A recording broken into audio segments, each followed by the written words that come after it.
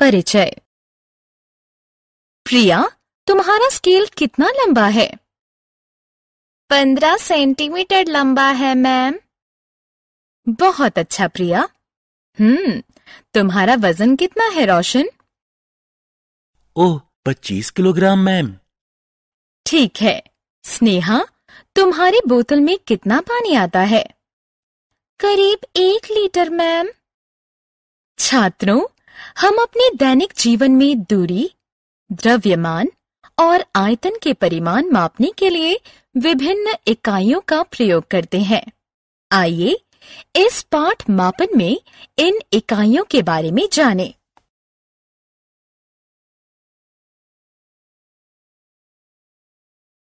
आओ सीखें।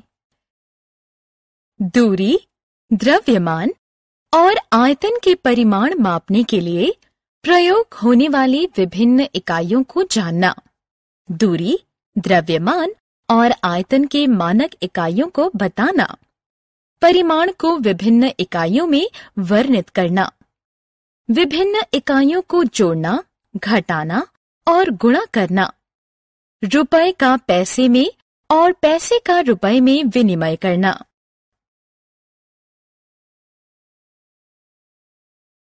दूरी मापन की इकाइयां। लंबाई, चौड़ाई, ऊंचाई कुछ शब्द हैं जिन्हें दूरी को व्यक्त करने के लिए प्रयोग किया जाता है। नई दिल्ली और चंडीगढ़ के बीच में दूरी 250 किलोमीटर है। छात्रों ने 400 मीटर के दौड़ में भाग लिया। आयत ABCD की लंबाई 5 सेंटीमीटर है। रबर की लंबाई 14 मिलीमीटर है। हमें ज्ञात हुआ कि दूरी मापने के लिए किलोमीटर, मीटर, सेंटीमीटर, मिलीमीटर इकाइयों का प्रयोग किया जाता है। इनमें से किलोमीटर सबसे बड़ी इकाई है, जिसका प्रयोग बड़ी दूरियां मापने के लिए किया जाता है, जबकि मिलीमीटर सबसे छोटी इकाई है, जिसका प्रयोग बहुत छोटी लंबाई मापने के लिए किया जाता है। दूरी के लिए मानक इकाई है मीटर। इकाइयों में परिवर्तन। दोस्तों, आइए अब एक इकाई में दी गई दूरी को दूसरी इकाई में व्यक्त करना सीखें। 1 किलोमीटर में कम की दूरी को मापने के लिए 1 किलोमीटर को 1000 बराबर भागों में बांटा गया है और हर भाग को एक इकाई माना जाता है। इसे मीटर कहते हैं। हम कह सकते हैं कि 1000 मीटर 1 किलोमीटर के बराबर होता है। इसी तरह 1 मीटर को 100 बराबर भागों में बांटा गया है और हर भाग को एक इकाई माना जाता है।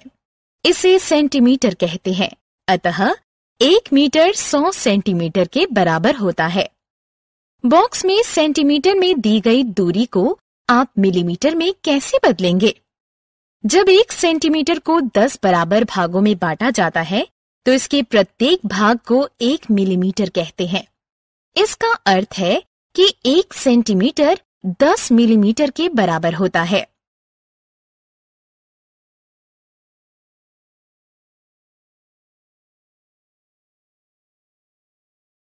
द्रव्यमान मापने की इकाइयां। आप अपनी माँ के साथ सब्जी खरीदने गए होंगे। आपने अपनी माँ को सब्जी वाले से 1 किलो बंद गोभी, 5 किलो आलू, 100 ग्राम हरी मिर्च आदि मांगते जरूर सुना होगा। किलोग्राम और ग्राम वस्तुओं का द्रव्यमान मापने की 2 इकाइयां हैं, जिसमें से किलोग्राम द्रव्यमान की मानक इकाई है। यदि 1 किलोग्राम को 1000 भागों में बांट दिया जाए, तो एक भाग को 1 ग्राम कहेंगे। इसका अर्थ है कि 1 किलोग्राम 1000 ग्राम के बराबर होता है।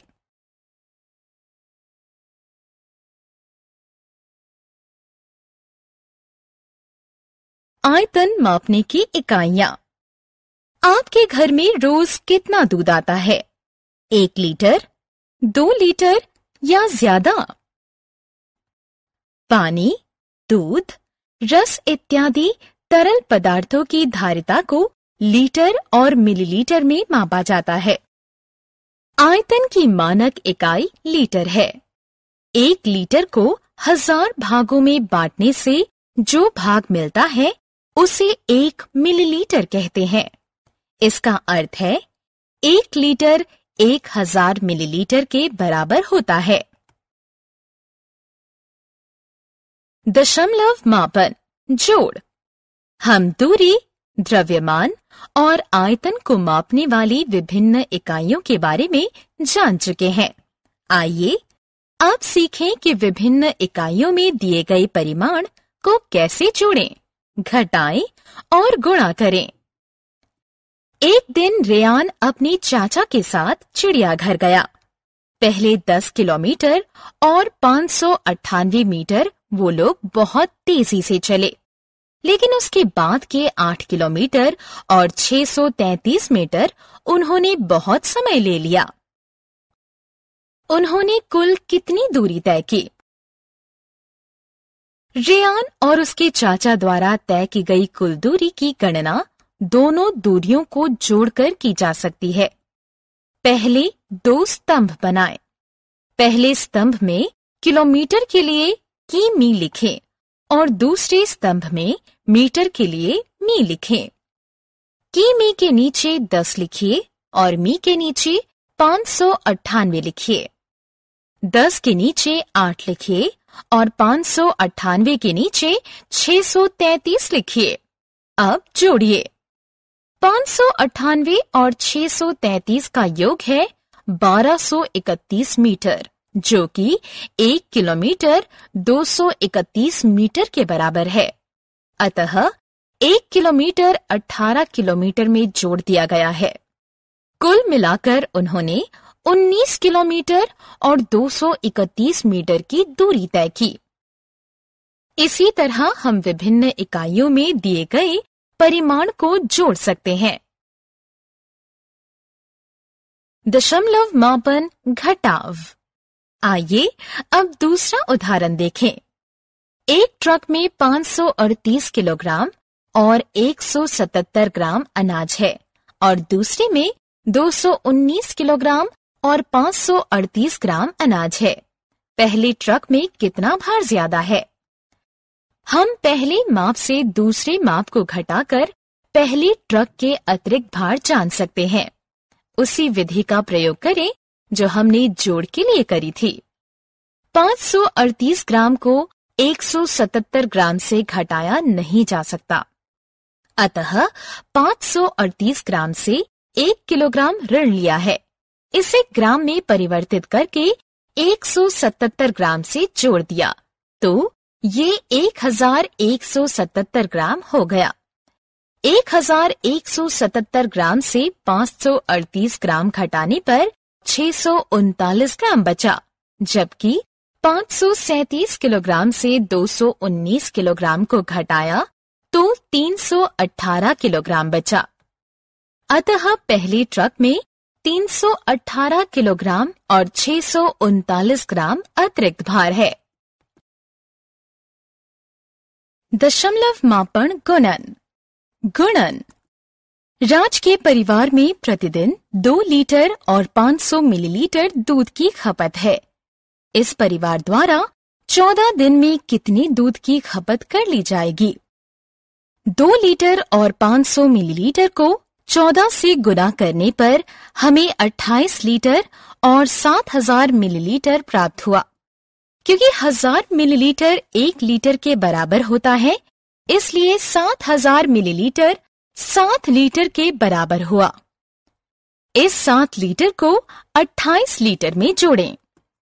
अतः 14 दिनों में राज का परिवार 35 लीटर दूध की खपत करेगा।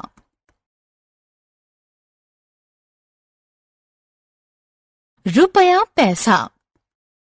राहुल ने 1 रुपए में एक टॉफी खरीदी। आप इस रुपए को पैसे में कैसे बदलेंगे?